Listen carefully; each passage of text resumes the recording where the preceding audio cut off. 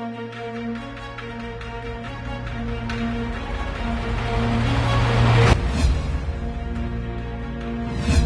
saat pertama dimediasi itu ya, saya tidak terlibat di situ. Ada yang memediasi dan menyerahkan. Saya kira nanti bisa menjelaskannya secara detail supaya tidak menjadi informasi yang liar gitu ya.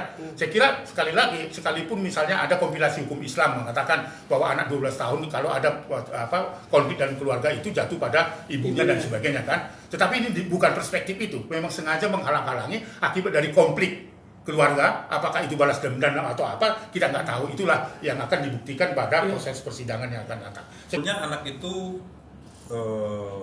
diambil secara paksa. Kenapa saya bisa berani mengatakan ini? Pada saat kita pertemuan bulan November kalau nggak salah saya itu di YPI bang ya, yang di LPI yang di Salemba, ya kan? Nah di situ anak ini sudah dibawa oleh Arya dengan kakeknya, ya. Nah pada saat Arya sedang konsultasi di dalam, Karen ini sudah membawa anaknya, ya, dan pada saat itu saya bilang udah jangan diapa-apain dulu, biarkan saja dulu supaya nanti jelas status hukumnya. Ya. Akhirnya anak ini diserahkan lagi kepada si Arya sebagai bapaknya.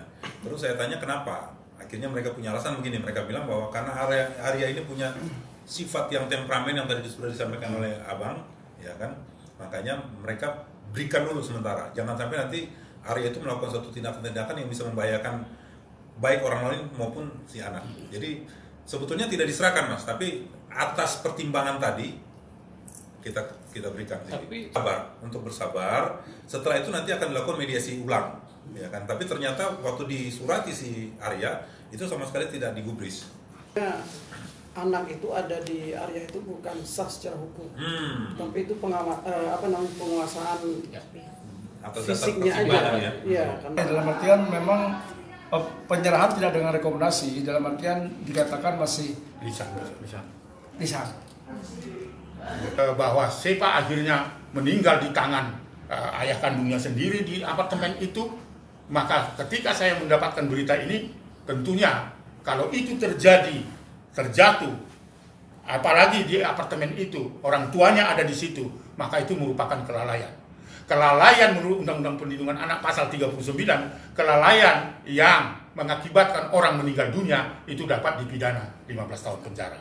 Jadi saya kira ini tindak pidana yang dua. Jadi bisa dikenakan pasal berlapis, awal peristiwa itu memisahkan, lalu kemudian dia tidak bertanggung jawab walaupun sudah dipisahkan kepada orang tua, ternyata tidak diasuh dengan baik, maka itu merupakan kelalaian yang sangat luar biasa yang mengakibatkan orang meninggal dunia. Itu kuncinya, dan Komnas Perlindungan Anak akan tegas mengatakan itu.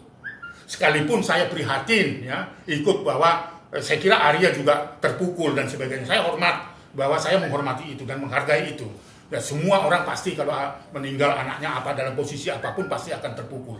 Saya menaruh prihatin, ikut berduka terhadap itu. Tetapi dalam tindakan-tindakan yang dilakukan menurut saya karena unsurnya sudah terpenuhi, unsur menghalang-halangi, unsur kelalaian itu. Nah, oleh karena itu saya kemarin bilang sama Ellen bagaimana kita gelar kasus bersama dengan Ibu Karen, tapi tadi sudah disampaikan Ibu Karen dalam keadaan masih terpukul.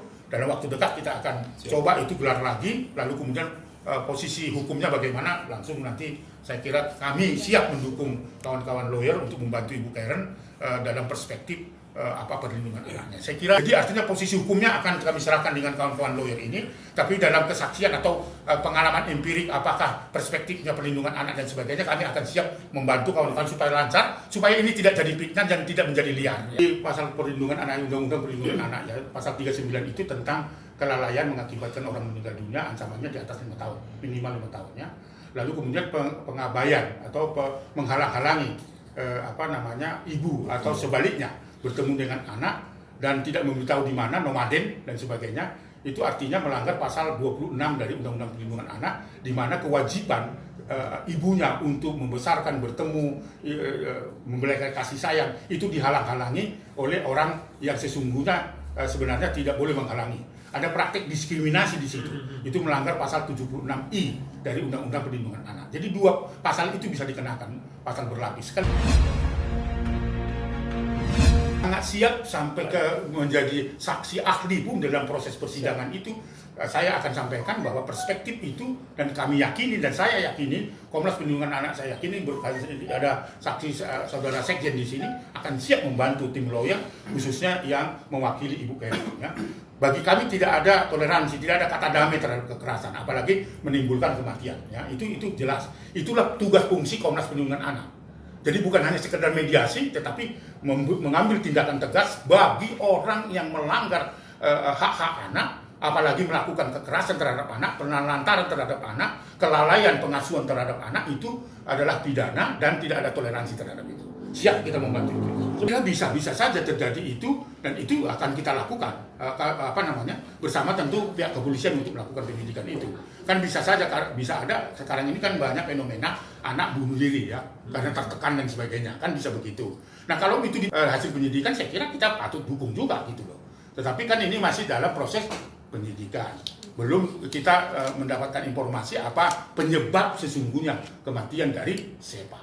Tapi yang didengar Mama akan bicarakan itu, lalu kemudian kalau kita perlu mendapat informasi dari penyidik pada saat memberitahu itu dari tempat kejadian perkara, nah itu sedang kita kumpulkan. Belum ada informasi yang kita dapat dari pihak kepolisian. Kita tentu tidak boleh mendahului penyidikan polisi.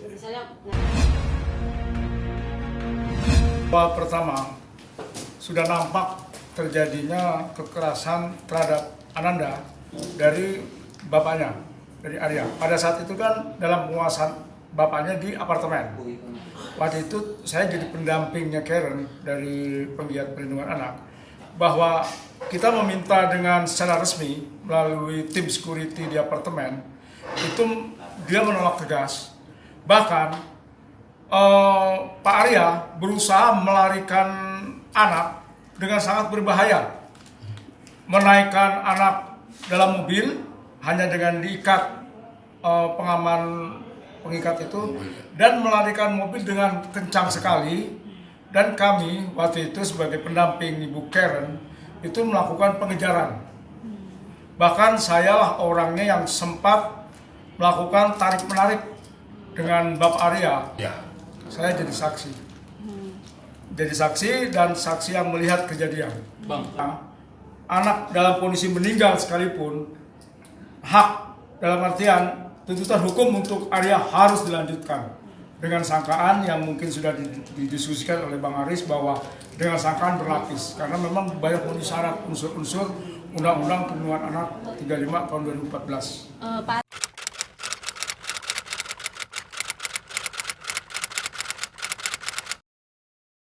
Jadi jangan lupa untuk subscribe Cumi Cumi. Ditekan ya tombol lonceng merahnya.